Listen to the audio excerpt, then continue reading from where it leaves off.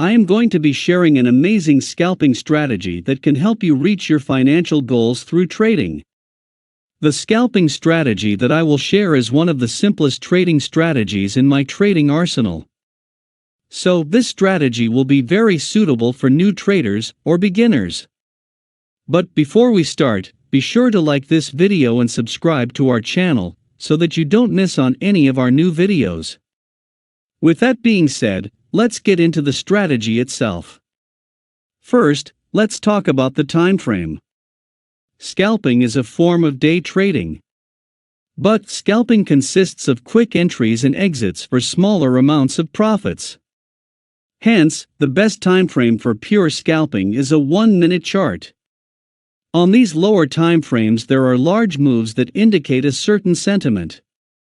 But the fact is that these huge price moves are generally short-lived. The simple logic behind this is that for a couple of minutes the sellers may be absent. Hence, the buyers may be able to push the prices upwards. But as the sellers come back, they will see the higher price as a profitable opportunity and sell the stock. We will use this simple logic and create a trading strategy around it. So we will basically use two indicators in our strategy. The first indicator is the Bollinger Bands indicator. Bollinger Bands is a simple indicator that plots an envelope at a certain standard deviation above and below a moving average. Here, the Bollinger Bands are on standard settings of a 20-period moving average and 2 standard deviation levels. As you can see, we have 3 lines here. The central line is the actual 20-period moving average. The upper line is called as the upper band. And the lower line is called as the lower band. The upper band is simply calculated by adding 2 standard deviations to the moving average. Similarly, the lower band is calculated by subtracting 2 standard deviations from the moving average. The basic logic behind Bollinger Bands is that 90% of the price action occurs within the upper and lower bands. So we can expect the price to stay within the range for 90% of the time. Therefore, under normal circumstances, we see that the price finds support at the lower band and the price finds resistance at the upper band. Therefore, these bands act as a dynamic area of support and resistance. But at the same time, in strong trends, the price does not respect these bands. For instance, in a strong uptrend, we see that the price stays around the upper band without facing any resistance. Similarly, in a strong downtrend, we see that the price stays around the lower band without facing any support. But for the most part, the upper and lower bands provide strong resistance and support respectively. We will use this particular characteristic to find trading opportunities.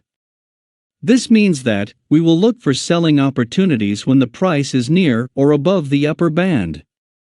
And we will look for buying opportunities when the price is near or below the lower band. Then we will look at the second indicator to confirm our bias. The second indicator in our strategy is the RSI. The RSI stands for Relative Strength Index. The RSI is a momentum indicator that measures the intensity of recent price changes to reflect overbought and oversold conditions. In simple words, it measures the strength of the recent price trends. The RSI is an oscillator. Hence, the value of the RSI revolves between 0 and 100. By default, the RSI is plotted based on the last 14 candles. And the overbought and oversold levels are set to 70 and 30 respectively. There are a couple of ways traders use the RSI. Some of them use it as a binary indicator. Hence, if the RSI is above 50, the stock can be said to be in an uptrend. Similarly, if the RSI is below 50, the stock is said to be in a downtrend. This is a very immature approach towards the indicator, and we should not use this approach. The other way of trading is by using the RSI to trade on overbought and oversold levels. So, whenever RSI goes above 70, the RSI is said to be in an overbought condition. In other words, the stock has become expensive. Therefore, we can expect the price to reverse and fall. On the other hand, when the RSI drops below 30, the RSI is said to be in an oversold condition. Hence, we can expect the price to reverse and start an uptrend. We will use this approach in our trading. But we will change the settings of the RSI. We will change the period from the default 14 and make it 8. We will also change the overbought level from 70 to 80. Similarly, we will change the oversold region from 30 to 20. Now we will look for confluence between the RSI and Bollinger Bands. So, we will look for selling opportunities when the price is above the upper Bollinger Band and the RSI is above 80. On the other hand, we will look for selling opportunities when the price is below the lower Bollinger Band and the RSI is below 20. But we will not blindly place trades in such conditions. We will use the inside bar or engulfing candlestick pattern for our entry. Let's look at an example to understand the process of the trade. Here we have the Euro-USD pair on a 1-minute time frame. Here we see that the price makes a big red candle that closes below the lower Bollinger Band. But the RSI did not close below the 20 level. Then, the subsequent red candle also closes below the lower band. This time, we see that the value of the RSI goes below 20. Hence, we have a strong confluence here. The price is below the lower band and the RSI is also oversold. Hence we can expect an up move. The up move may not be a trend change altogether, but it could be a small pullback. So we will look for a buying trade on this candle. We wait for a candlestick pattern. As you can see, the subsequent candle is a small green candle that is completely inside the range of the previous red candle. Hence, it is an inside bar. So this is our trigger candle. We will place a buy order above the high of this candle. As you can see, the next candle triggers our entry.